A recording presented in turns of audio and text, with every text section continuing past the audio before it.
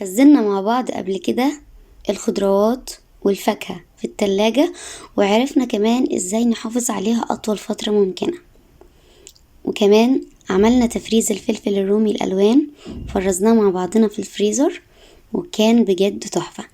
فيديو النهاردة بقى مختلف. كل سنة وانتم طيبين مقدما بمناسبة حلول شهر رمضان، وكمان بمناسبة الصوم الكبير. النهاردة بقى هنعمل تفريزات رمضان في الخضروات، وهنتتبع السلسلة دي، وهنعمل كمان تفريزات اللحوم والفراخ. علشان كده لو لسه مشتركتيش في القناة انزلي تحت الفيديو اعملي اشتراك او سبسكرايب، هتلاقيها مكتوبة باللون الاحمر، وفعلي زر الجرس على الكل علشان يوصلك اشعار بكل فيديو جديد انزله. اول حاجة عندي هي البطاطس. هنعرف ازاي ان احنا ننقيها. عندي البطاطس بتبقى نوعين، نوع للقلي ونوع للطبيخ. نوع القلي لازم كده اختار البطاطساية اللي بتبقى القشرة بتاعتها فاتحة، وكمان بتبقى من جوه كده لونها ابيض، وده طبعا بسبب ان بيبقى فيها نسبة كتيرة كده من النشا، وده طبعا اللي بيساعدني ان هي تكون مقرمشة وجميلة جدا في القلي. النهاردة هنفرزها بطريقة بجد جميلة، هتفضل معاكي من السنة للسنة، مش هتسود ابدا لو اتبعتي التعليمات بالظبط. اتبعي نفس الخطوات وان شاء الله هتبقى حلوة قوي قوي معاكي، وكمان هتعتمديها. انا هنا قطعت البطاطس لاشكال مختلفة. اول شكل عندي كان اللي هو شكل الاصابع، بس بحاول كده اقطع الاصابع تكون يعني سميكة شوية، لا هي سميكة قوي ولا هي كمان خفيفة جدا، علشان تستحمل معايا التخزين. تاني شكل قطعته على شكل مكعبات كبيرة شوية، والمكعبات طبعا الكبيرة شوية ممكن نستخدمها في طواجن اللحمة، مثلا لو هتحطيها كده تحت صواني، في صواني الشوي سوري تحت الفراخ، فبتبقى جميلة قوي. وهنعمل كمان الشكل التالت وهو مكعبات صغيرة، ودي طبعا هنستخدمها في حاجات كتير.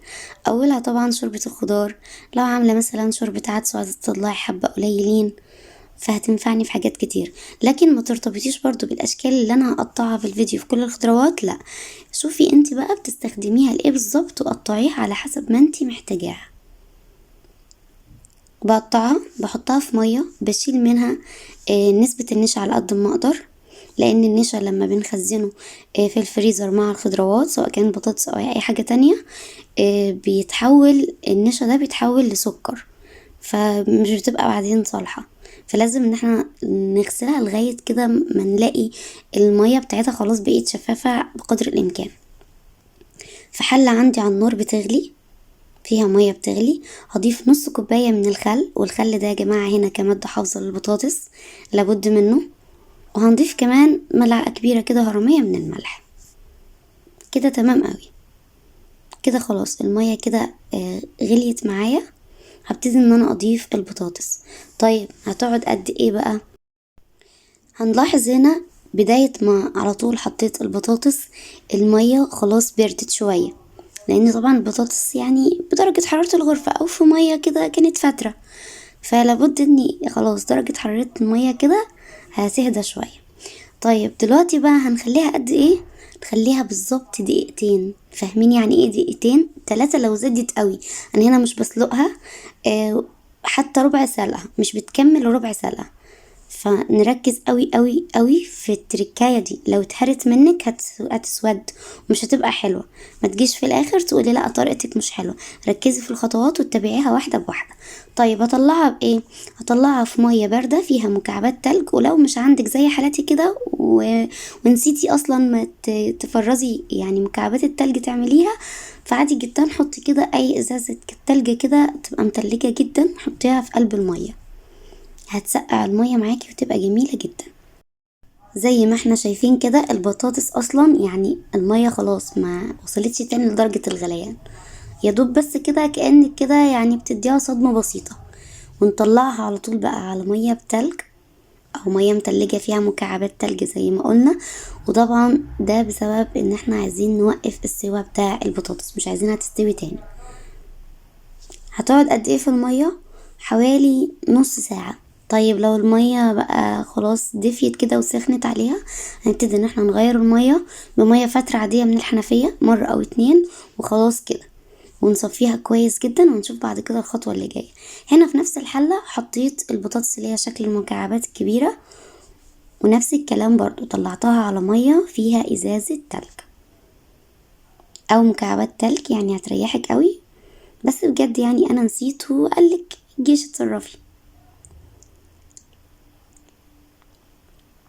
زي ما احنا شايفين كده في نفس المية برضو هبتدي انزل بالمكعبات الشكل الاخير، وزي ما قلتلك اعملي الاشكال اللي انت بتستخدميها، ملكيش دعوة بالاشكال اللي انا عملتها. لو انت بتستخدمي اشكال تانية في اكلات تانية، استخدمي الاشكال اللي انت بتعمليها. خلاص كده بعد ما خلاص اتصفوا خالص من بعد ما طلعتهم من المية الباردة، صفيتهم خالص بالمصفى. وطبعا مش هعتمد على كده برضو، برضو يعني جففتهم في فوطة كده نظيفة، فردتهم عليها كده وجففتهم بيها او منديل مطبخ. ودلوقتي بقى ضفت عليهم ذرة كده من الزيت، يعني حوالي ملعقتين كبار، مش كتير. يعني لو كانت الكمية اكبر من كده عندك حلو ربع كوباية، وتقلبيهم كده كويس قوي، وعلى طول تحطيهم في العلب اللي انت هتحفظي بيها في الفريزر. العلب دي عملية جدا وحلوة جدا، لكن برضو لو عندك الاطباق الفوم هتبقى جميلة ولذيذة قوي، عندك اكياس تلاجة برضو هتبقى جميلة ولذيذة قوي. لكن نفس الطريقة لازم ان احنا يعني نحط لهم كده يعني حبة زيت، حاجة كده قليلة. وخلاص كده علشان بس ما اطولش عليكم الفيديو اكتر ما هو طويل اصلا، فخلاص كده انا يعني غلفتهم كده في العلب والدنيا تمام. كده ابتدي ان انا ادخلهم على الفريزر على طول، وتطلعيها على طول على الزيت. يعني قبل كده ما تحطي الزيت بحوالي 10 دقايق ربع ساعة بالكتير، هتلاقيها بجد مقرمشة وجميلة جدا جدا معاكي. شايفين بقى طريقة سهلة ومفيهاش اي افتكاسات. كده نبقى خلصنا تفريز اول نوع في الخضار معانا وهو البطاطس. تعالوا بقى دلوقتي نبتدي نفرز القلقاس. هنختار القلقاس المدور مش الطويل، المدور هو اللي بيبقى طعمه حلو. وكمان حاجة تانية، تحسي كده ان هو مطلع براعم من بره، دي القلقاسة دي بتبقى حلوة قوي زي كده بالظبط زي ما انت شايفة. طول ما هو فيها شكل البراعم ده يبقى هيبقى فيها كده لون بينك خفيف كده من جوه، بتبقى بجد طعمها لذيذ قوي قوي، افضل من التانية اللي هي سادة خالص مبيبقاش فيها حاجة. طيب دلوقتي هبتدي ان انا اقطع القلقاس بطريقة سهلة جدا. انا عارفة ان هو ناشف شوية وصعب قوي بجد، لكن النهاردة يعني هنحاول ان احنا نعمله بطريقة سهلة شوية. شلت كده اللي على الجوانب طرفين، ابتدأت ان انا اقسمها في النص. بجد هي كانت عايزة مجهود كمان اكتر. بعد كده بقى جنب مني فوطة جافة، القلقاس ما يلمسش المية، ما يشمهاش كده، فوطة جافة كده. وابتدي ان انا اجفف السكينة بين كل مرة والتانية زي ما انتم شايفين كده. هنقشره بالطريقة دي بكل سهولة، مش هتتعبي بجد فيه. اكتر حاجة كده هتتعبك وعايزة مجهود شوية لما تيجي تقسميها بالنص، بس للأمانة يعني علشان يكون في مصداقية كده معاكم. طيب هبتدي دلوقتي ان انا يعني امسحهم كده لو في اي حاجة نزلت من السكينة من القشر نفسه يعني.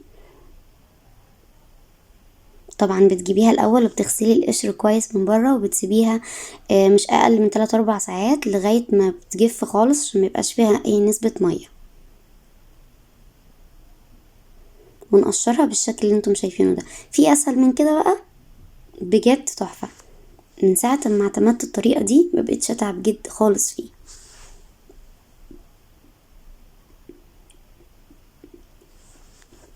بتقشريها كده بكل سهولة بسكينة بقى كبيرة صغيرة على حسب ما بتعرفي تتحكمي.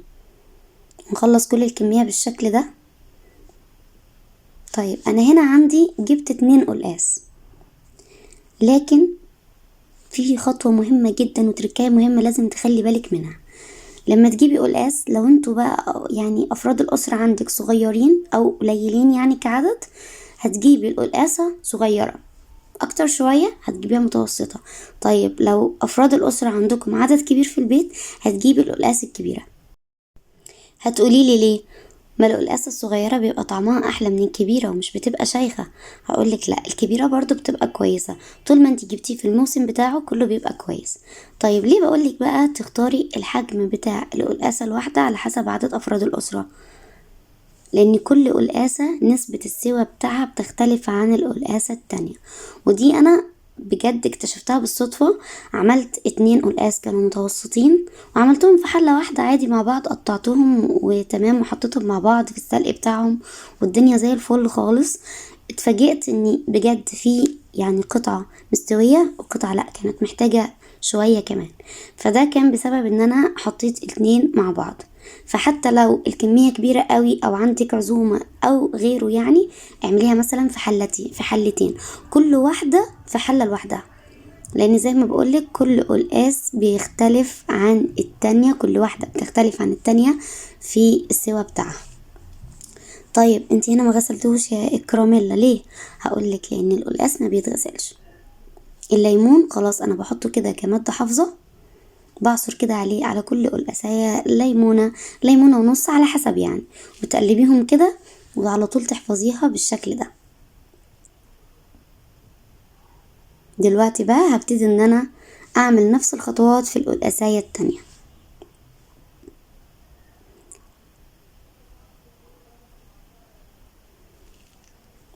بص هي بس اول خطوة بس صعبة شديدة شوية، لكن بعد كده هتلاقي الدنيا تمام خالص خالص كده معاكي. بنشيل زي كده اللي على الجنبين، نبتدي كده نقطعها، ومن اللحظة دي بتبقى خلاص كده يعني اتسهلت كده معاكي وبقيت جميلة. اهم حاجة فوطة نضيفة جنب مننا نشتغل بيها. اي حاجة كده نلاقيها جات في القلقاس من جوه نشيلها على طول بالفوطة.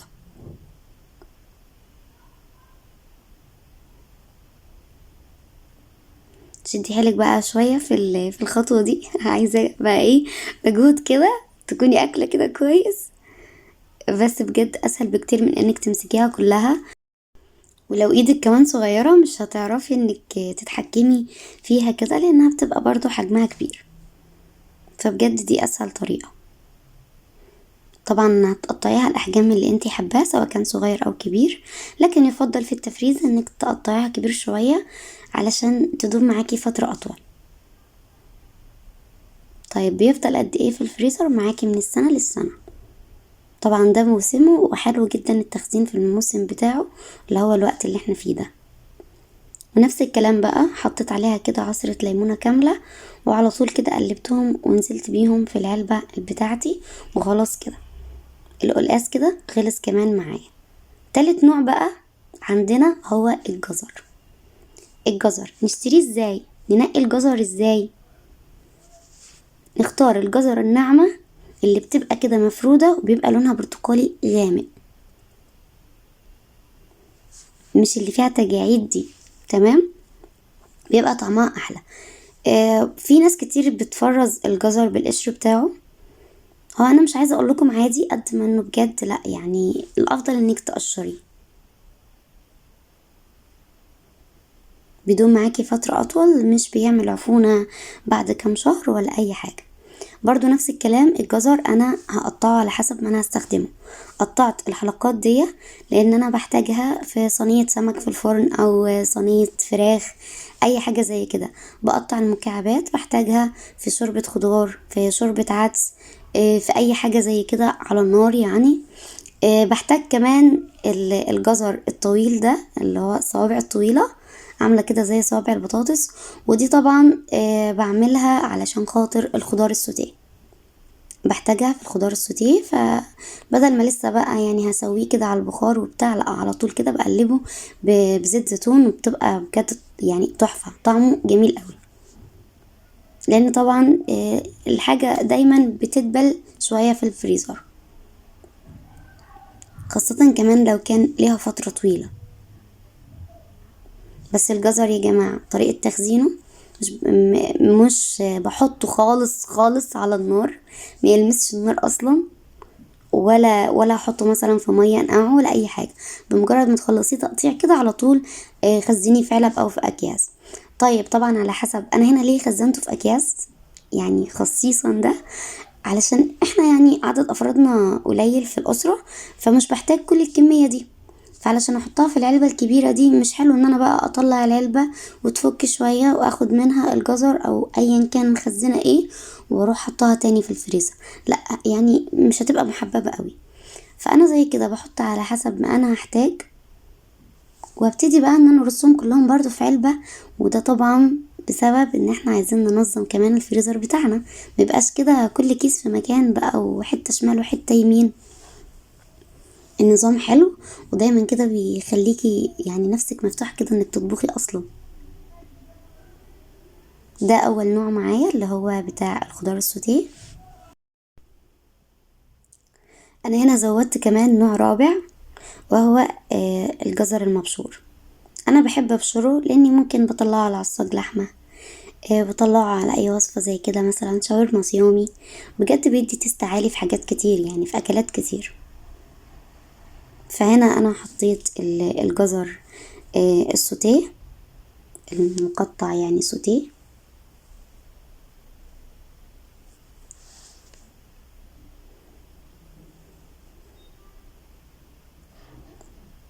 زي ما احنا شايفين كده، ما فيش اسهل من كده. ده الجزر المبشور. برضو هتقولوا لي كمية صغيرة، اقول لكم ايوه. يعني انا لو طلعته دلوقتي على عصاج لحمة او شاورما مش هطلعه مثلا على نص كيلو، لا هيبقى ربع كيلو، ممكن يبقى كمان اقل. في حاجة كده حلو لما نستخدم اكتر نوع اكتر من نوع خضار يعني، بس يعني يبقى كده كميات قليلة او كميات كده متناسقة يعني. بعد كده برضو نفس الكلام. انا هنا عملت كل شكل في كيسين الا المكعبات، لاني يعني توصيت بيه شويه كده، او اللي هو ايه يعني كترت شويه، لان ده اكتر يعني اكتر شكل انا بستخدمه، خاصه في شوربه الخضار بصراحه يعني.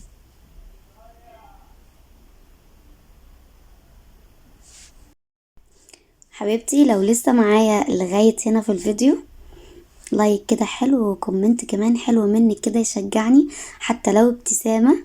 بجد كومنتاتكم بتفرحني قوي وبتشجعني ان انا استمر. ولايك بقى وشير كتير للفيديو علشان يوصل لعدد اكبر من الناس، وكل الناس تستفيد من كده.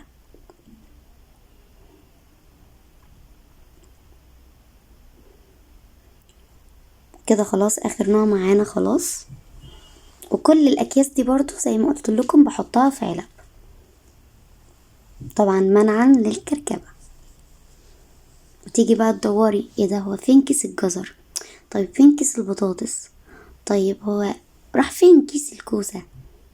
ففاهمة؟ لا بجد يعني التنظيم او انك تحطيهم في علب، انت بتفتحي العلبة خلاص بتسحبي الكيس بتاع الشكل اللي انت عايزاه، وبترجعي العلبة زي ما كانت انت كده واقفة قدام الفريزر.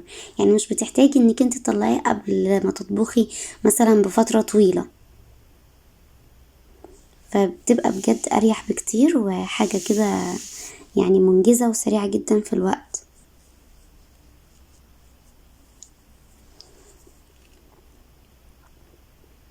حجم العلبة طبعا ده يرجع لك انت، يعني لو عندك علب اصغر من كده، دي كانت اصغر حجم عندي، فلو عندك علب اصغر من كده تمام استخدميها وحطي على طول، مش مهم اكياس.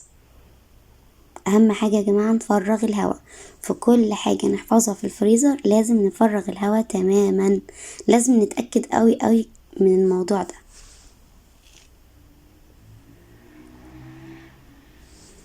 شايفين بقى الجمال؟ في نفسية مرتاحة كده في الموضوع. لا بجد يعني حاجة كده حلوة قوي لما تبقى كل حاجة عندك منظمة. راجعة من الشغل خلاص مش قادرة، في رمضان مثلا راجعة متأخر على العصر كده من الشغل، مش هتلحقي بقى لسه تنضفي بقى فراخ ولحمة وتطلعي خضار بقى وتغسلي وتقطعي. لا كل الكلام ده بيساعد قوي، خاصة الموظفات يعني ربنا يساعدهم. فبيساعدهم قوي قوي كده، الحاجة خلاص بتخلص بسرعة، تلاقي كل حاجة كده ناقصة على السوى الأخير. كده احنا خلصنا كمان الجزر. ندخل على مين بقى؟ ندخل بقى على الأستاذة الكبيرة وهي الكوسة.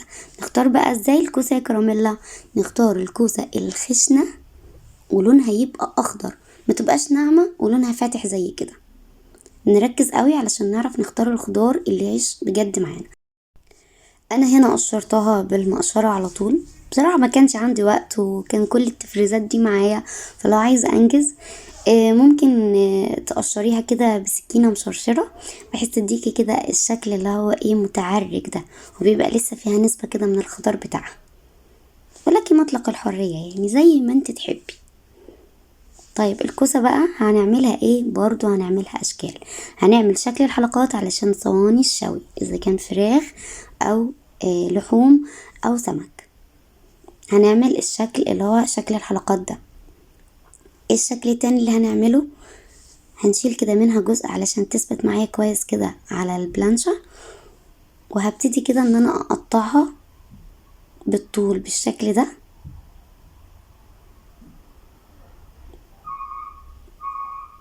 وبعد كده هبتدي ان انا اقطعها مكعبات صغيرة. المكعبات الصغيرة يا كراميلا دي الايه؟ دي هتكون لشوربة الخضار. طيب معلومة كده يا جماعة، بالنسبة للجزر، الجزر يطلع من الفريزر، اي خضار مجمداه في الفريزر يطلع على الطبخ، يعني على النار.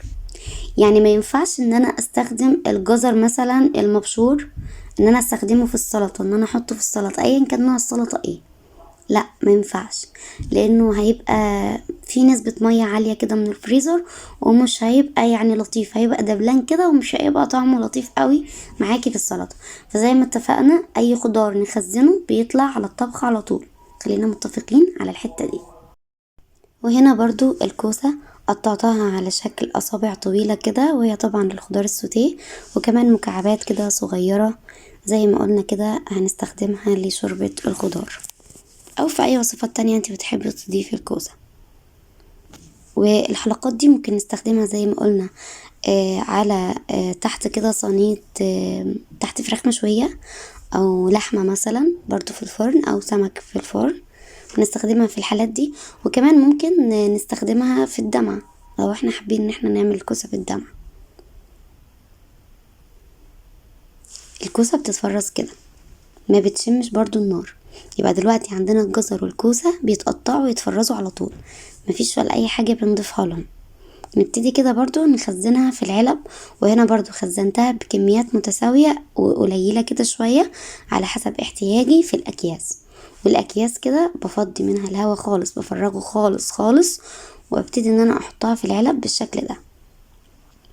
في المرحلة دي لو انتي مثلا عندك العلب غامقة، اللي هي العلب اللي بيبقى لونها اسود دي من بره، فبالتالي مش هتشوفي طبعا هي فيها ايه غير لو فتحتيها، فهتضطري عادي كده بستيكر كده صغير او بلزق عادي، وتحت منه كده ورقة عادية جدا مفيش اي تكليف فيها، وهتكتبي اسم الحاجة اللي موجودة في العلبة دي، علشان بقى متتعبيش كل شوية وتطلعي وتدخلي وتدوري على الحاجة اللي انتي عايزاها.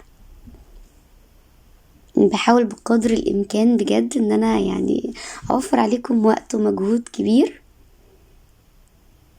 لاني بجد في فترة من حياتي كنت بعاني من حوار الكركبة ده، وحوار ان انا لا مش عارفة ان انا يعني اجيب دي او دي، اقلب بقى يمين شمال.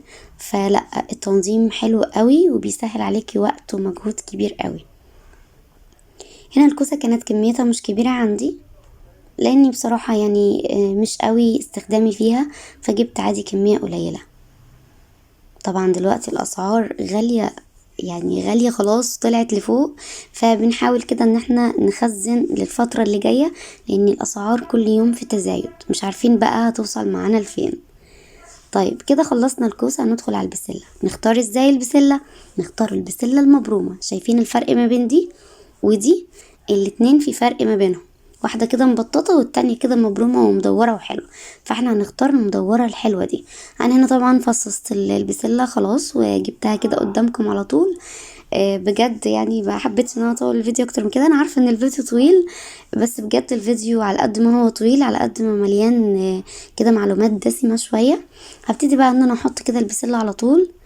لو انا محتاجه شهر شهرين بالكتير وهخرجها، يعني هتخلص معايا الكميه دي. طيب لو انتي بقى عايزاها تقعد معاكي فتره اطول من كده، هتفصصيها بالشكل ده، وهتبتدي كده تيجي في ميه بتغلي كده على النار، وتجيبي حلة استانلس او ألمونيوم بحيث ان حاجة تستحمل الحرارة يعني. تجيبي كده مصفى عليها برضو استانلس او ألمونيوم يعني، وتحطي فيها كده البسلة بمجرد ما المية تغلي، بحيث ان المية تكون يعني مغطية البسلة هي موجودة في المصفى، عشان بقى ما تفضليش تدوري بقى في الحلة في قطعة بسلة هنا، في دايرة هنا انا مش لاقياها. فطبعا وداعا لكل ده، فهتبقى الدنيا معاكي تمام وبيس. ولو وصلت لغاية هنا ما تنسيش اللايك والكومنت الحلو منك عشان يشجعني، واشوفك بقى في باقي التفريزات. مع السلامة.